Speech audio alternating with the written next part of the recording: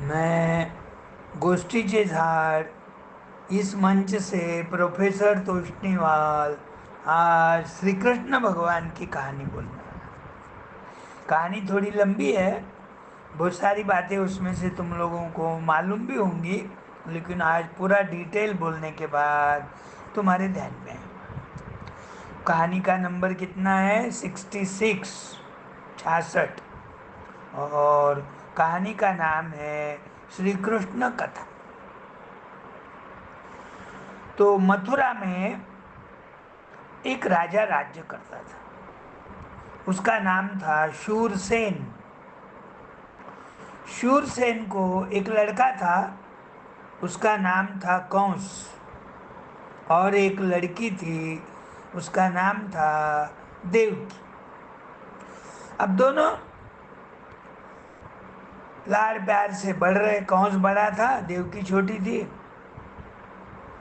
10-12 साल की देवकी होने के बाद शूरसेन को उसके शादी की फिक्र होने लग गई। तो वो अपने बेटे कंस को बोलता, भाई देवकी के लिए तुम लड़का ढूंढो, अच्छे घराने का होना, और देवकी को पसंद भी आना वो लड़का। दोनों की शादी बड़े ठाट माट से कर देंगे। अब कंस निकलता ये राज्य से वो राज्य में, वो राज्य से ये राज्य में। तो एक वसुदेव नाम का लड़का उसको पसंद आ जाता। आके पिताजी को बोलता, कौन? कंस। क्या बोलता? देवकी के लिए मैंने लड़का पसंद किया है, जिसका नाम है वसुदेव। तो बड़े बाजे गाजे के साथ पटाखे बज रहे, साज सजावट, मिठाइयाँ बट रही, मेहमान आए। पहले 2-4 दिन तक शादियाँ चलती थी। अब तो क्या, एक दिन में शादी खत्म हो जाती। अरे वो कोरोना के समय में तो सबको डर था, किसकी सगाई हो गई और शादी करना रहा ना, तो 10-11 आदमी 4-5 घंटे में ही शादी खत्म कर देते थे। वो समय समय की बात है। पहले पुराने ज़माने में 3-3 4-4 दिन मेहमान रहते थे। रोज़ अलग अलग मिठाइयाँ, मान मनवार, सबका सम्मान करना। और तुम्हारा नाच गाना, मनोरंजन। जब टीवी नहीं था ना, तो लोगों का मन अच्छा बनने के लिए ऐसे कार्यक्रम होते थे। अब शुभ मुहूर्त देखकर वसुदेव और देवकी, बेटी और जवाई को विदा करने का समय आ गया। तो पहले कोई ऐसा ये नहीं था, कार या तुम्हारा और कोई वाहन नहीं था। रथ रहते थे, रथ घोड़े हाँकते थे, रथ में बैठ के पहुंचा देते थे उनके गांव को। तो ये कंस का अपने देवकी के प्रति, बहन के प्रति बहुत प्यार था। तो वो पिताजी को बोलता, पिताजी पिताजी, रथ में कंस अपना वसुदेव जी को और देवकी को उनके गांव आने तक मैं छोड़ के आऊँ। पिताजी को भी अच्छा लगता, अरे वाह, भाई बहन में कितना प्यार है। पिताजी बोलते, थोड़ी देर आधे रास्ते तक मैं भी आऊँगा, फिर मैं बाकी के दूसरे रथ में बैठ के मैं मथुरा आ जाऊँगा। अब साथ में हाथी है, घोड़े है, रथ है, बहुत सारा धन है, मिठाइयाँ हैं, खाने का सामान है, दास दासियाँ हैं, लवाजमा सब जा रहे हैं अपने रास्ते से। तो बहुत सारे लोग गांव के बाहर आने के बाद तो बहुत सारे लोगों को तो भेजा देते। पहले ज़माने में क्या था, गांव की कोई भी लड़की की शादी हो गई तो उसको विदा करने के लिए पूरा गांव आता था। उसमें तो ये राजा की लड़की। तो बड़े दुखी मन से वो वापस जाते लोग सब। अब थोड़े सैन्य और ये रथ में वसुदेव और देवकी बैठी, कंस रथ आकरा, पिताजी दूसरे रथ में बैठे। बोले मैं आधे रास्ते तक आऊँगा, फिर मैं वापस चला जाऊँ। अब क्या हो जाता, वो आधे रास्ते में आते ही आकाश में गर्जना होती, ऐसी गर्जना होती कि जैसे बादल ही गड़गड़ कर रहे, बिजलियां कड़क रही। जो सैन्य थे वो भी डर गए। अचानक ऐसा क्या हो गया, अंधेरा अंधेरा कैसा हो गया। अभी तो आकाश स्वच्छ था, बारिश आने का रंग दिख रहा, बादल जमा हो रहे, गरज रहे, बिजली चमक रही, घोड़े भी डर के मारे ही नहीं ना रहे। तो आकाशवाणी होती, आकाशवाणी है ना, आकाश में से कोई तो कंस को बोल रहा, अरे कंस, तू जो इतना खुशी से आनंद से अपनी बहन देवकी को ससुराल पहुंचाने जा रहा है, याद रख, देवकी का 8वां लड़का तुझे जान से मारने वाला है। कंस तो एकदम डर जाता, गुस्सा भी आता और डर भी जाता। मैं जिसको छोड़ने को जा रहा मेरी बहन को, उसी का 8वां लड़का मुझे मारने वाला। तो मन में क्या सोचता, 8वां लड़का होने तक मैं रुकूंगा ही नहीं, देवकी को ही मार देता, तो 8वां लड़का होने का कोई सवाल ही नहीं आता। ये मन में सोच आते ही देवकी के बाल पकड़ के नीचे, रथ के नीचे खींचता और अपनी तलवार निकालता। तलवार निकालते तो पिताजी डर जाते, अरे ये बहन को मारता क्या कि बोल के सैन्य को हुक्म देते, पकड़ो रे बोले ये कंस को, ये बहन को मार रहा। अब ये वसुदेव भी देखता, वो भी उड़ी मारता, कंस का हाथ पकड़ लेता, कंस ये तुम क्या कर रहे हो, तुम्हारी बहन है ना वो, इतना लाड प्यार से शादी करे, धूमधाम कितनी खुशियों से 4-5 दिन गए, और आकाशवाणी क्या हो गई और तुम देवकी को मारने को लग गए। अरे आकाशवाणी क्या हुई, देवकी का 8वां लड़का तुझे मारने वाला। ठीक है, आकाशवाणी यदि 100% सही भी है तो आज घड़ी को डरने को तेरी बात नहीं है, पहला लड़का होऊंगा, दूसरा होऊंगा, तीसरा होऊंगा, तो तू, मैं तेरे को लड़के ला के देते जाऊंगा, सभी लड़कों को तू मार देना, लेकिन देवकी को क्यों मारता, ये तो बड़ा महापाप है। स्त्री के ऊपर कोई हाथ उठाता क्या, तलवार उठाता क्या? तेरा शौर्य जो है वो युद्ध के मैदान में बता, घर में कि घर में बहन को मारना ये कोई शौर्य की बात नहीं है, नहीं तो लज्जास्पद है बात। फिर कौन के ध्यान में आता, अरे हो, वसुदेव ने बताया ना, पहला लड़का दूसरा लड़का होते ही ला के दूंगा, तो उसके मन में देवकी के प्रति थोड़ी दया आती, वो बोलता ठीक है। फिर वो ससुराल पहुंचने के बाद फिर भी वो ऐसा खुला नहीं रखता, हो उसको जेल में बंद कर देता, बंदीशाला में। जेल में क्या रहता, हर एक नमूने के चोर लोग उचक्के ऐसे रहते, और ये बंदीशाला बोले तो ये दोनों को ही घर में घर के जैसे ही रहता, वो सारी सुविधा रहती, लेकिन यहाँ कोई नहीं आएगा। और ये एक के दरवाजे, 2 दरवाजे, 3 दरवाजे, दरवाजे के अंदर दरवाजे, 7 दरवाजे के अंदर वो बंदीशाला रहती।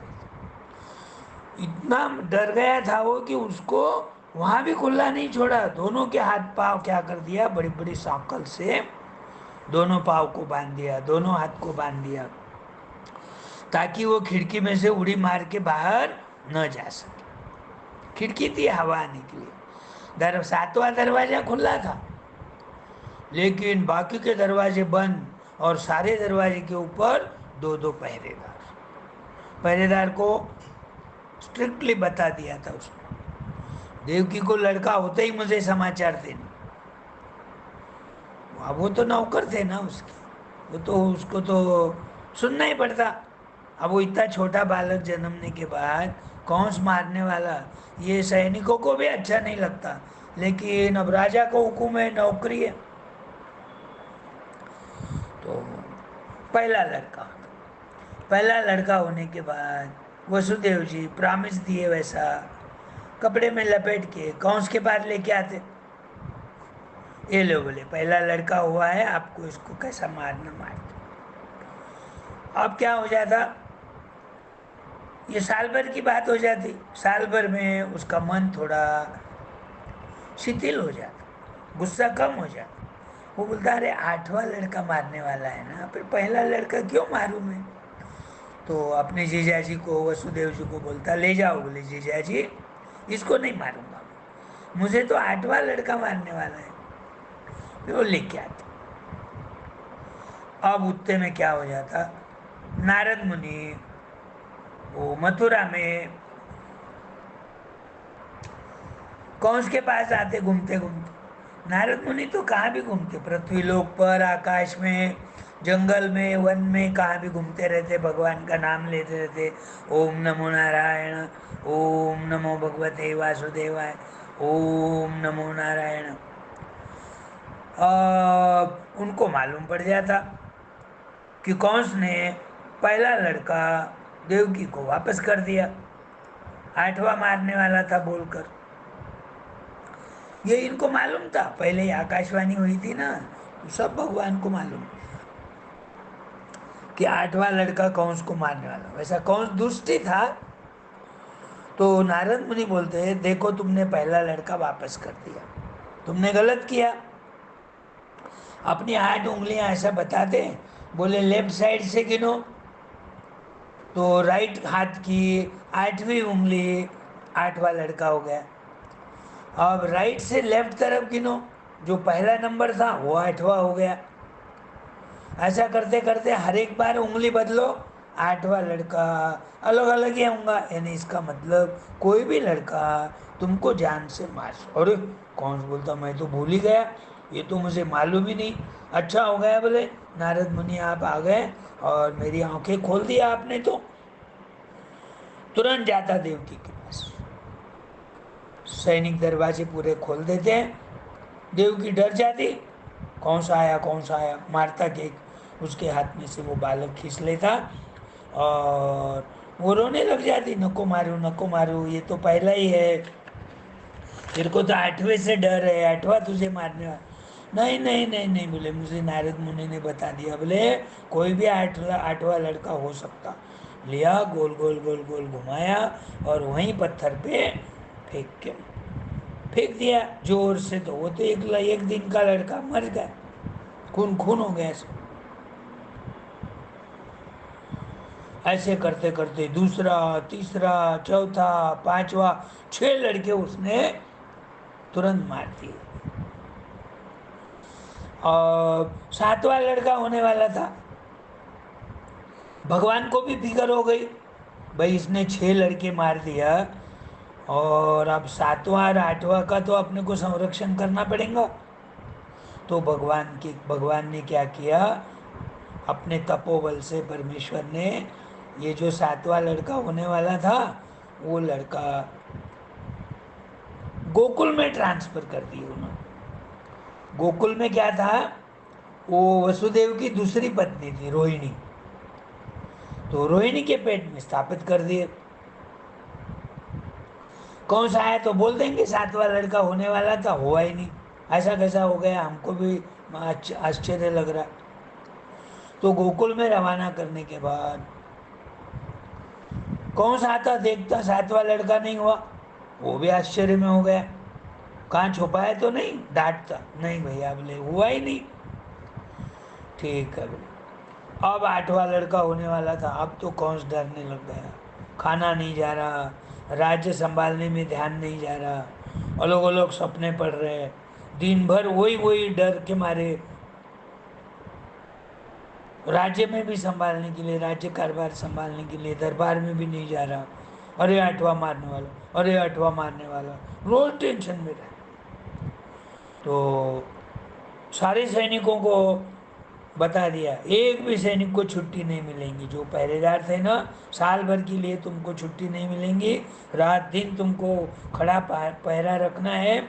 और देवकी को 8वां लड़का होते ही मुझे समाचार देना। अब वो तो सैनिक थे बेचारे, रात दिन पहरा देने लग गए। इधर देवकी और वसुदेव भी फिक्र में थे, भाई एक करते करते 6 मार दिया, 7वां लड़का होने वाला था वो भी नहीं हुआ। वो जो तब ट्रांसफर करे भगवान, वो देवकी को और वसुदेव को भी मालूम नहीं पड़ा। ऐसी बातें कर ही रहे थे, अब 8वां होऊंगा, 8वां नहीं मारा कौन, उसको समझ में नहीं आया तो कितना अच्छा होगा, एक तो भी पुत्र अपना बचेगा। अपने सामने ही सारे को मार दिया, सातवां होने वाला था वो भी नहीं हुआ। तो ये बातें कर रहे थे तो आकाश में से फूलों की वर्षा होने लग गई। और भगवान वसुदेव जी के कान में बोलते, अभी तुमको आठवां लड़का होने वाला है, उसका नाम कृष्ण है, वो साक्षात परमात्मा है, भगवान है। जेल में उनका जन्म होने वाला है। जो जगत पिता है, जो सारी दुनिया को संभालता, उसका जन्म आज जेल में होने वाला है। तो श्रावण महीना था और रोहिणी नक्षत्र था और अष्टमी तिथि थी और रात के 12 बजे कृष्ण का जन्म होने वाला था। ये वसुदेव जी के कान में भगवान बोलते हैं, उनको अकेले कोई सुनाई देता।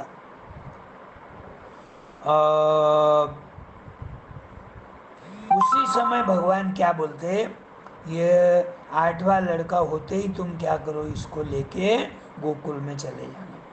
गोकुल में वसुदेव जी के दोस्त रहते थे, उनका नाम था नंद बाबा। नंद बाबा की पत्नी का नाम था यशोदा माता।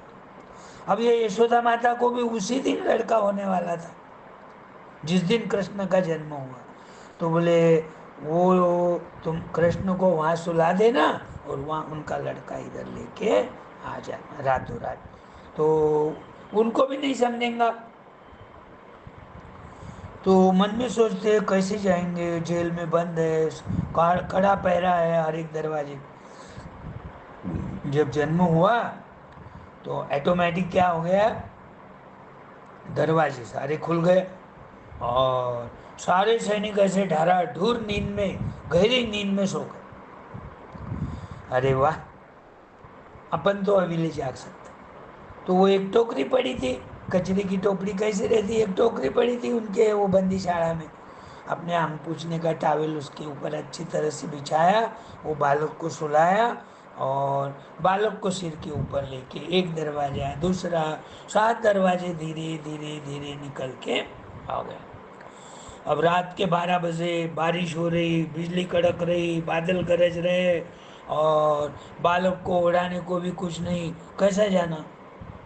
निकल गए भगवान का नाम लेते लेते। तो शेष भगवान क्या करे, वो बालक के ऊपर ऐसी अपन छाता कैसा लेते, वैसे छाता लेके भगवान को बारिश का कोई परिणाम नहीं होना बोलकर, पर ऐसा 5 फन रहते उनको, 5 फन ऐसा पसार के रखते। अब जा रहे गोकुल जाने के लिए रास्ते में यमुना नदी रहती। यमुना नदी को पार करे बगैर गोकुल नहीं पहुंच सकते। और गोकुल के नदी में पानी आया बहुत सारा, बाढ़ आ रही। और धीरे धीरे जाते, अब चलो देखते, बोले क्या होता। घुटने तक पानी आ गया, कमर तक आ गया, छाती तक आ गया, गले तक आ गया, फिर भी डरे नहीं हो। अब तो नाक भी डूबने लग गया, सांस लेना नहीं आ रहा। तो उन्होंने क्या किया, वो छाबड़ी दोनों हाथ से ऊपर कर ली। अब ये यमुना नदी का पानी क्यों बढ़ रहा था, बढ़ रहा था, उनको भगवान के दर्शन करना था, नदी के पानी को, यमुना मैया को। तो भगवान ने सोचा, भाई अपन अब पाँव बाहर निकालना पड़ेगा, नहीं तो वसुदेव डूब जाएंगे पानी में पिताजी। पाँव बाहर निकालते ही यमुना मैया के पानी का टच हो गया और सर पानी नीचे उतर गया। आसानी से यमुना नदी पार कर दिए। अब गोकुल में गए रात के 12 बजे, वहाँ दरवाजे बंद रहते, रात को 12 बजे दरवाजे बंद रहेंगे ना। लेकिन ये कृष्ण भगवान को लाते ही दरवाजे ऑटोमेटिक खुल गए। यशोदा मैया को लड़की हुई थी, उसके बाजू में ही सो रही थी वो, और यशोदा मैया होश में नहीं थी, उसको समझा भी नहीं लड़का हुआ कि लड़की। धीरे से जाकर वो लड़की को उठा लेते और कृष्ण भगवान को यशोदा मैया के पास सुला देते। आ जाते हैं, अब रास्ते में बारिश नहीं, कुछ नहीं, कुछ नहीं, खुला आकाश है। इधर दरवाजे खुले हैं जेल के। एक दरवाजा अंदर आते ही कुलूप लग गया, दूसरा आते ही कुलूप लग गया। सातों दरवाजे को कुलूप लगने के बाद वो देवकी के पास वो बालक को सुला देते। अब बालक को सुलाने के बाद वो बालक रोने लग गया। रोने की आवाज आते ही सारे सिपाहियों को जाग आ जाता, नींद में से उठ जाते। अरे आठवां हुआ, आठवां हुआ, आठवां हुआ। एक जो सिपाही जाके कंस को बोलता, उस दिन रात भर जागा ही था वो, आठवां लड़का हुआ महाराज, महाराज आठवां लड़का हुआ। तुरंत तलवार लेके आ जाता। दरवाजे खोल दिए सैनिकों ने, देवकी के पास आता। देवकी देखती है तो लड़की है।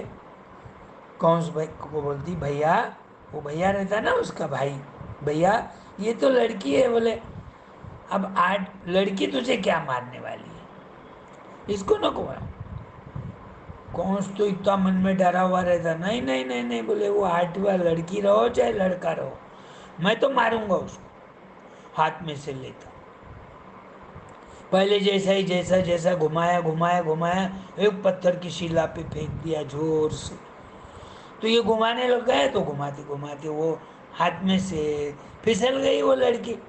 वो साक्षात देवी थी वो। तो वो आकाश में से क्या बोलती, रे कंस, तू क्या मुझे मारेगा, तुझे मारने वाला तो जन्म ले चुका है और वो गोकुल में पल रहा है। और ये सुनते ही क्या हो गया, कंस तो और परेशान हो गया। सारे सिपाहियों को ऑर्डर देता, गोकुल में अभी के अभी जाओ और जिनके भी घर में लड़का जन्मा है उसको मार दो। अब ये सिपाही जाते जाते ये नंद बाबा का घर भूल जाता, रह जाते अंधेरे में, समझता नहीं। तो बालक बढ़ रहा और नन्ही नन्ही हरकतें कर रहा, पाँव में पैंजन पहन के छुन छुन चल रहा। यशोदा मैया को बड़ा अच्छा लगता, छोटा बालक कितने साल से जन्मा बोलकर। सारी वो थोड़ा बड़ा हो गया तो गवे चराने के लिए पीछे पीछे जाने लग गया। बहुत सारे दोस्त हो गए उसके, माखन चुराने लग गए। माखन तो उनके घर में बहुत था, लेकिन ये दोस्त गरीब थे ना, गरीब दोस्तों को माखन खाने को कहाँ मिलता, बोल के वो खुद आगे लीडर बनता था, पीछे पीछे सारे ग्वाल बाल 10-12 हर एक के घर में जाना। और पहले गोकुल में सबके घर में गाय रहती थी, तो उनके हंडी में से हल्लू सीख माखन निकालना, खुद थोड़ा खाना और सबको बांट देना। एक जगह तो ऊंचे पे थी मटकी, तो नीचे 2-4 बच्चे खड़े रहे, उसके ऊपर कृष्ण भगवान खड़े रहे, वो छीके को पकड़े और माखन निकाल निकाल के देने लग गए। पाँव फिसल गया, सारे नीचे बच्चे गिर गए, सब खिड़की में से उड़या मार मार के चले गए। गोपियाँ आई देखती, अरे ये कृष्ण तो अपना माखन रोज खा रहा। तो यशोदा मैया को कंप्लेंट करने को जाती। यशोदा मैया बोलता, ऐसा नहीं करेगा मेरा लाला।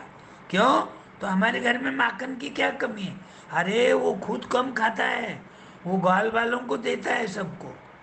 हाँ ये हो सकता, बोले मैं उसको क्या करूंगी। अब बच्चे बच्चे खेलते खेलते भूख लग गई, आ गए होंगे घर में। हालांकि गोपियाँ गुस्से में नहीं आती थी, हमारे घर में आना बोल के मटकी खुली रखती थी माखन भरा हुआ, क्योंकि वो भगवान है प्रत्यक्ष में, उनके दर्शन करना उनकी इच्छा रहती थी मन में से। तो करते करते बांसुरी बजाने लग गए, बांसुरी बजाए तो इतनी मधुर बजाते थे, सारी गाय गवे एक जगह आ जाती थी।